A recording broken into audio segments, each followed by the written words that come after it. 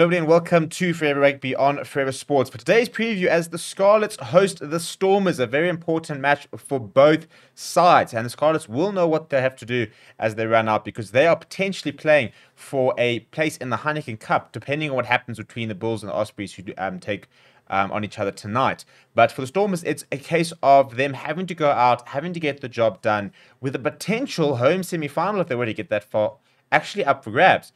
As well as potentially even losing a home quarterfinal if things were to go really pear-shaped for them tomorrow night. So there is still quite a lot to play for, despite some people sort of saying it might be a bit of a dead rabbit type vibe, but I don't think that's the case at all. I think that both these teams still have quite a lot to play for, and are still quite invested in the sort of the group stage of this competition, and a couple of very good and very interesting selections, especially from the Stormers side, and I think also a couple of very interesting selections, not necessarily interesting selections, but a bit of sideshows, I suppose, with some of the selections within the Scarlet side, in terms of on the back of the recent Welsh national team, national squad announcement. But before we look at the two sides, please do smash like on the video and subscribe to the channel as well. But look at the home side. This is how Scarlets will line up. So 1 through to 15, it's Steph Thomas, Sean Evans, and Javin Sebastian in the front row. They're up against a very potent front row of the Stormers. Then Tom Price, Jack Price, two Prices in the second row. The back row will be Aaron Shingler, Josh McLeod, and Siono Kalamafoni. Then Gareth Davies will partner Sam Costello.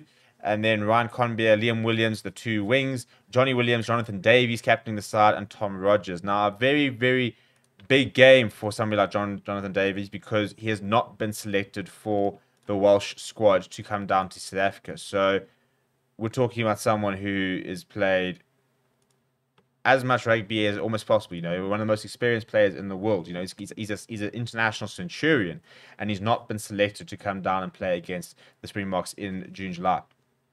So I think that you know, he's going to have somebody quite a big point to prove, you know, because I think, you know, he's sitting at 34 years old, so it's a bit of an awkward age, because he'll be 35 at the World Cup next year. He's also played 100 tests for international tests, you know. I think it's 94 for Wales and 6 for the British and Irish Lions. So he's a world-class centre. Now, the fact that he hasn't been picked for this week, this outgoing tour, means that his sort of World Cup appearance sort of hangs in the balance. So, you know, this is a game where he needs to respond to that selection and say, how could you leave me out? You know, so I think that he's going to be in for quite a big game. Off the bench, it is Daff Hughes, Phil Price, Wilgriff John, Morgan Jones, Thomas Lozana, Kieran Hardy, Reese Patchell, and Joe Roberts. In terms of the away team, the Stormers, this is how they will line up. Stephen Kitsov is captaining the side.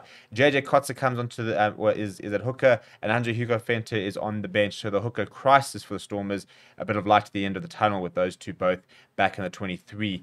Franz Boherba obviously packing down a tight head. Marvin Uri and Salman Murad complete a very heavy, very experienced and very class for tight five. You know, JJ Kotzer, the only man in that tight five who hasn't either been actually played for the Springboks or been within a training camp. So Salman Murad very much a future Bok, Marvin Uri a current Bok, Franz Boherba, Stephen Kitsov, the incumbent box as well. If you look at the loose trio, Deon Fourie, Hachiba Diamani, Evan Roos, no Junior Pokamela this weekend, who I think is very unlucky to miss out. It's always quite a big, you know, something like Diamani at the moment is undroppable. Evan Roos is obviously, Evan Roos is sort of come and gone. I thought, you know, he's had some quiet games, had obviously some storming games, stuff like that. You know, I think that next season will be a big season for him. I think that's sort of when he needs to really sort of bring a consistency to his game, which is what got people like Dwayne Vermeulen selected and stuff like that. But Deon Fourie, Junior Pokamela, two very different players, and you kind of have to sacrifice one area for another. Junior Pokamela, much better for me as a ball carrier, at bringing sort of that sort of physicality. Deon Fourie, obviously, such a menace at the breakdown, so and a bit quicker around the park probably. So two very different players, and you have to make that sacrifice all the time. But then in the halfback combination, Stefan Angura comes back in to the side. They just don't have scrum offs at the moment. That's what John Dobson was saying. He said they just don't really have scrum offs available.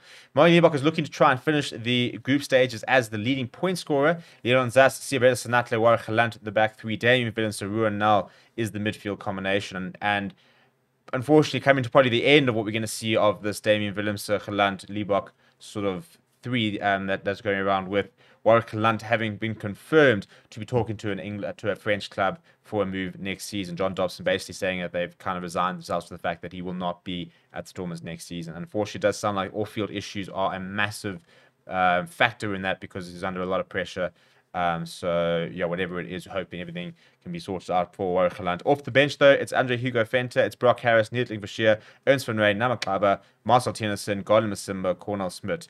Not the most experienced backline replacements, some very nice forward replacements. Ernst van Rijn, I thought, has been growing quite a lot throughout the season. Namaklaba is a class player. So I think that they've got the firepower they need. It's just where they can sort of start well and, put the Scarlets on the back foot. Scarlet's quite a different side for the rest of the Welsh side, and John Dobson alluded to the fact, a side that sort of can play a little bit more sort of attacking, sort of more free-flowing rugby. They are a little bit more expansive than their Welsh counterparts, and they're missing a lot of injuries at the moment. No Wyn Jones, no Johnny McNichol, no Ken Owens, no Lee Halfpenny, no Ryan Elias. So they are missing a lot of players. It's not the strongest Scarlet side they can put out, but it's a very strong Stormers side. So you would expect them to be able to get the job done. Let me know what your score predictions are down in the comments below. Please do smash a like on the video and subscribe to the channel as well. Thank you very much for watching. My name is Steven, and I'll chat to you soon.